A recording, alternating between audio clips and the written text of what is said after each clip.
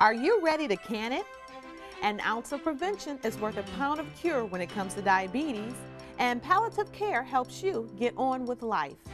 These stories and more coming up next on Sinai-Grace Today.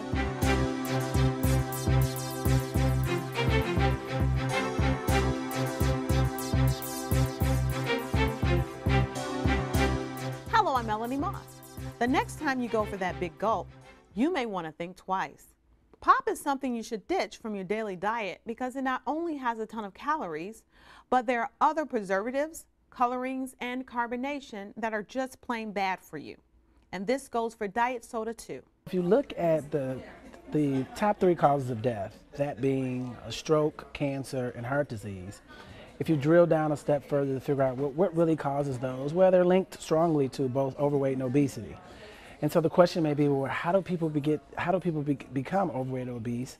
And if the simple answer is excess calories, then you ask yourself next, where do the excess calories come from? And of all the exposures we have to calories, the most excess calories come from soda pop. You could just drink diet, but the truth of the matter is that diet is laced with an artificial sweetener called aspartame. Aspartame has been scientifically proven to increase your cravings for sugar. So although you're taking in less calories with the diet pop, you'll find yourself getting the calories from somewhere else. And there's other things with both diet and regular pop that are problems, such as phosphoric acid. That does a number on your bones where they become weakened, it rots your teeth. The carbonation is not a good thing in and of itself. There's GI or gastrointestinal problems that result from the carbonation as well. So regardless of how you look at it, the high sugary drinks, especially soda pop, are no. Sinai-Grace Hospital President Dr. Reginald Eadie is so passionate about poor health and pop, he's asking people to can it or stop drinking soda for the month of November.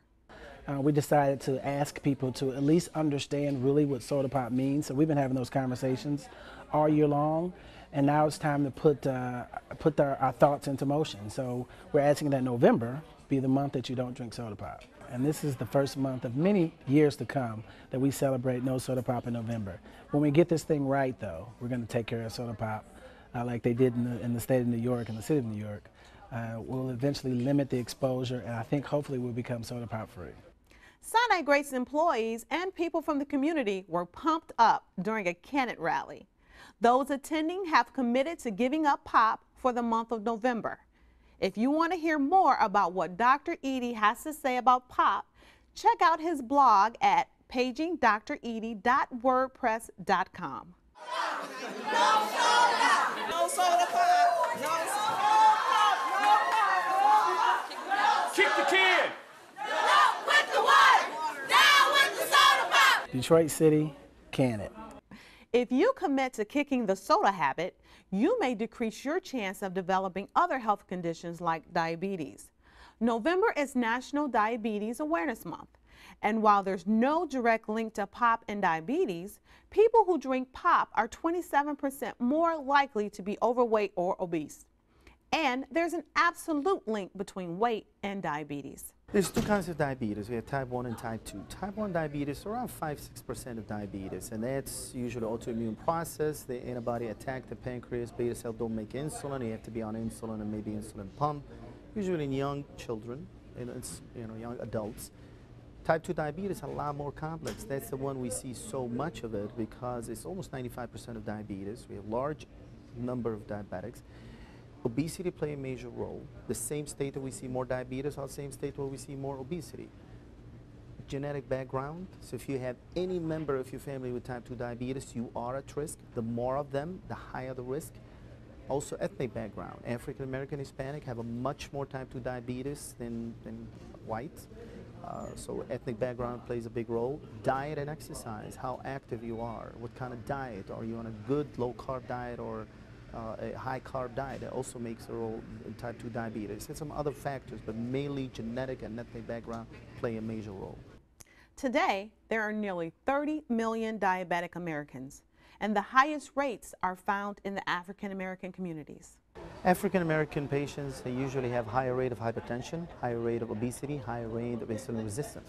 It's different kind of obesity. African American have more central obesity. So if you have fat more around the central part of the body, you are at higher risk. So it's not the weight anymore, it's what kind of fat. Is it the central fat?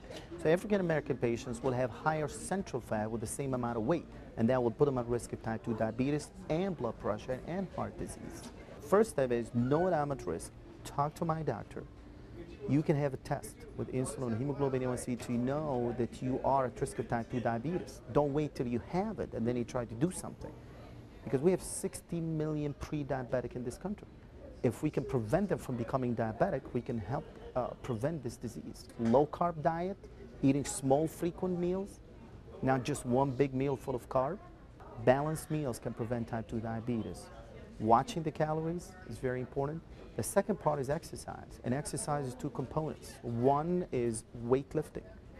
It's very important. Resistant training and weightlifting 10 minutes a day is very important to prevent type 2 diabetes. That will increase the muscle mass, burn more calories, burn more sugar, can prevent type 2 diabetes. So we need 10 to 15 minutes of aerobic, 10 minutes of weightlifting a day. That can prevent type 2 diabetes.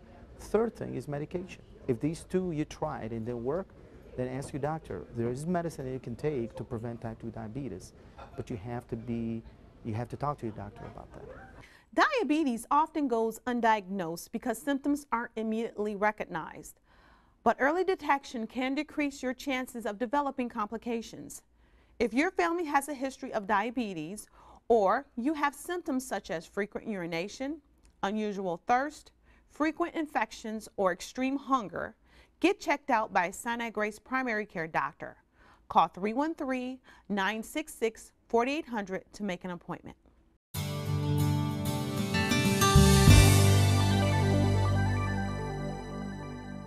Diabetes can lead to a whole host of other conditions like heart problems, stroke, kidney disease, and even the loss of vision. Diabetes can cause leakage of the blood vessels in the back of the eyes, which can cause what we call macular edema or thickening of the retina.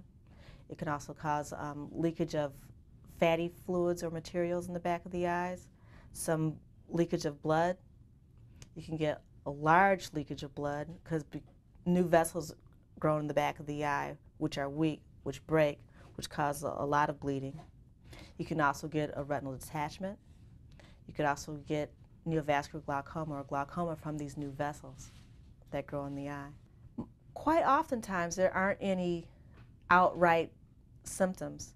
So you may get some blurred vision on occasion, but quite oftentimes people don't even have any symptoms. The best thing that a diabetic can do to maintain, great eye health is to maintain good blood sugar control and to see an ophthalmologist on an annual basis. So there's a difference between the type 1 and type 2 diabetics. Type 1 diabetics within 5 years of diagnosis should be seen to get their initial eye exam, and usually every year following that initial eye examination. Type 2 diabetics, who are usually diagnosed as an adult, should get an eye exam immediately after diagnosis, because quite oftentimes the diabetes is going on years before you're actually diagnosed. And at that time the decision is made how often you should be seen. Whether you're diabetic or not, it's good to have your eyes checked once a year. Make an appointment today with a Sinai-Grace eye doctor at 313-966-4800.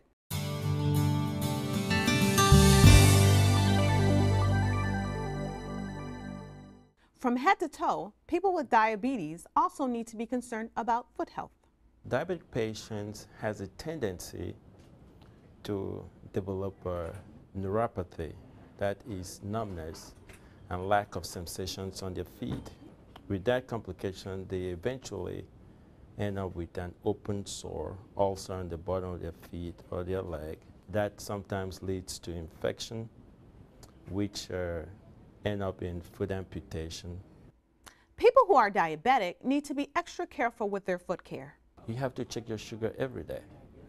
So watch your diet, take your medications. If you can't eliminate some carbohydrate meals, take your medications as prescribed or as recommended by your PCP and your dietitian. Check your feet on a regular basis. When your sugar is controlled, the neuropathy will not occur. You will not end up with ulcer, and you're not going to end up losing your foot. Your immune system will still be strong as anything else because your sugar is well controlled. To have your feet looked at by Sinai-Grace Hospital Foot Doctor, call 313-966-4800.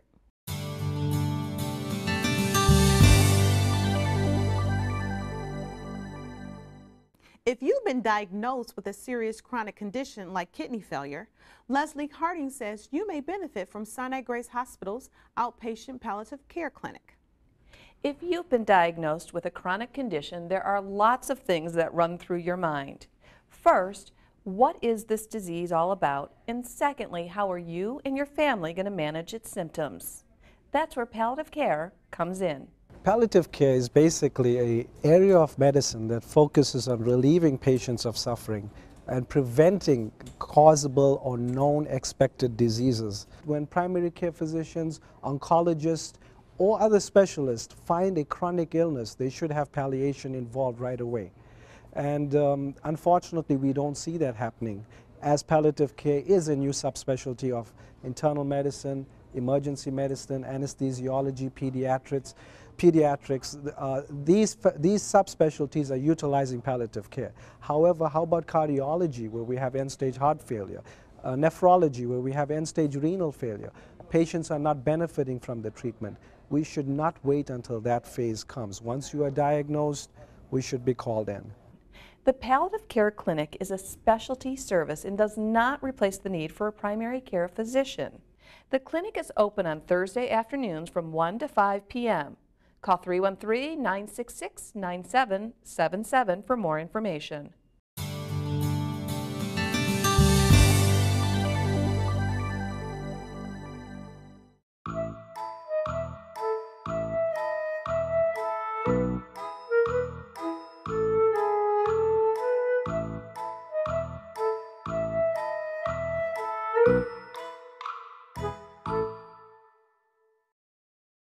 That's all for this edition of Sinai-Grace Today.